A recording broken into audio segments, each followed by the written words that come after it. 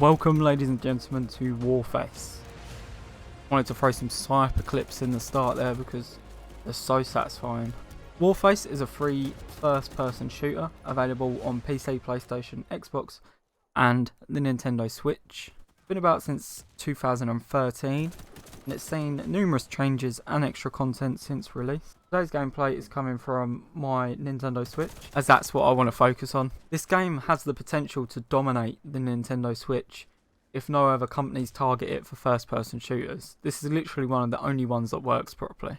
Firstly, let me tell you about the game, and I'm going to start off with something I just want to get out of the way as quick as I can, and that's monetization. Like any other free-to-play game in the galaxy, this game has in-store purchases, which some might consider pay to win. With real money you can buy fancy looking weapon camos, and you can buy weapons themselves as well.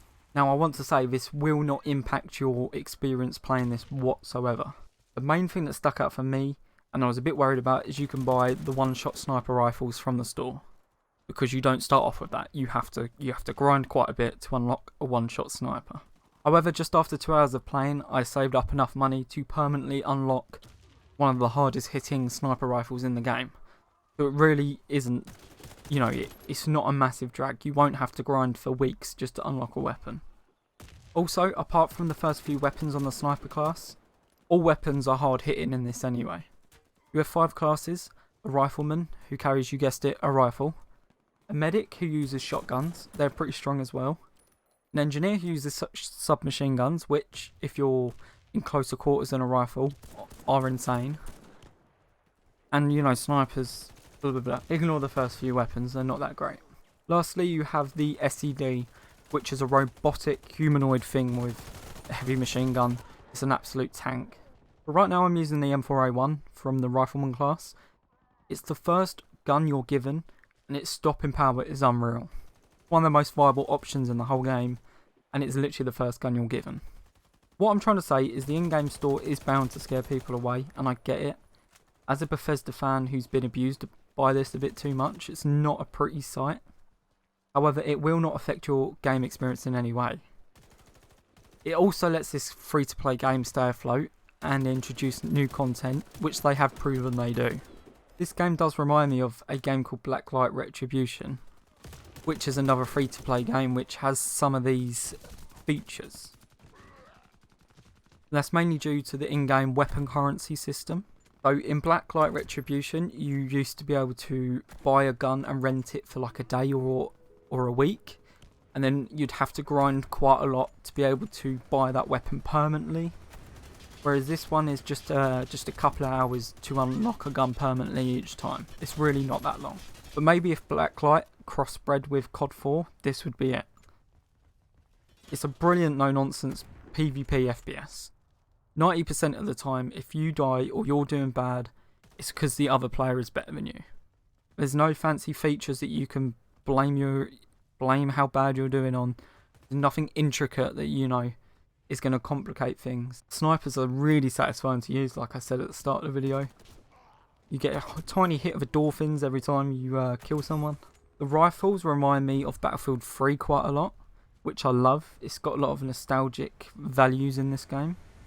Especially as also the maps have obviously taken a lot of inspiration from Call of Duty 4. So really it's just a great mix. For someone like me who had lost all interest in any FPS games about 3 years ago now, it's renewed that spark to try and go in and pub stomp on people. An added bonus I could say is I could take this to my girlfriend's house and still play it, as it's on the Switch and not my PC. I will say handheld mode is quite hard. The controls are not great, so try and keep it docked if you can. The aim assist on this game is super strong, with the ADS popping being on steroids as well. You hardly have to aim half the time. The graphics do look a little bit dated, but still enjoyable to see, which a lot more can't be asked from a free-to-play game. So in the PvP section you have Battle Royale Domination, a Search and Destroy clone, and a few other game modes actually. But it also has a Spec Ops solo mission bit, which can get pretty serious and hardcore, and you unlock bonuses if you manage to do the hardest difficulties. They also have co-op survival missions, which is really good. it is very strange to see a free-to-play developer get things right instead of making a game and just using the excuse, well, it's a free game. They have planned more content for the future, so I think it's definitely something worth getting into if you're just searching for a classic PvP FPS game. It is most certainly the best one on the Nintendo Store right now, and collectively on all 4 platforms they have 80 million players signed up. So it's a very much played game, but most people don't know what it is. It's got to be more popular in an Asian country, or I'm not sure if there's a UK server, but it keeps trying to push me to the Amsterdam server for some reason. Like, I have no idea where the big fan base is. But if you have a Nintendo Switch, just download it. It's for free. You're going to have some fun with it. And the same goes with Xbox, PS4 and PC. PC are going to get the most enjoyment out of it, as it looks a lot better, and you're going to have a tiny bit more features, but not much. It's just free, so why not give it a go?